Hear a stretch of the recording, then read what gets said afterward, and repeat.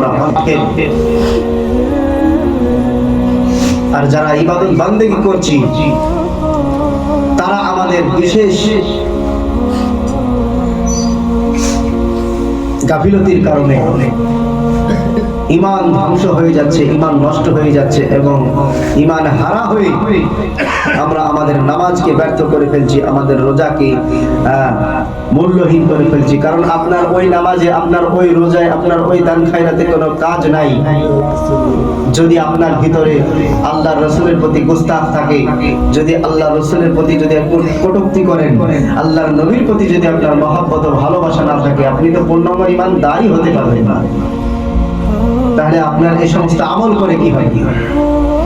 বুখারী শরীফের মধ্যে বলা হচ্ছে যে লা ইউমিনু আহাদুকুম হাত্তা আকুনা আহাব্বা ইলাইহি, অতক্ষণ পর্যন্ত কেউ পূর্ণাঙ্গ মুসলমান ঈমানদার হতে পারবে না, পূর্ণাঙ্গ ঈমানদার হতে পারবে না, বিশ্বাসী হতে পারবে না, যতক্ষণ পর্যন্ত না সে আমি নবী মুস্তাফা আমাকে ভালোবাসবে তার পিতামাতার চাইতে বেশি, তার সন্তান আদির চাইতে বেশি এবং পৃথিবীর সমগ্র মানুষের চাইতে বেশি যতক্ষণ পর্যন্ত না সেই ব্যক্তি পূর্ণাঙ্গ ঈমানদারই হতে পারে না।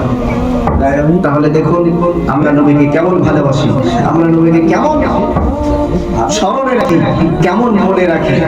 আর নবী আমার হচ্ছে রহমত।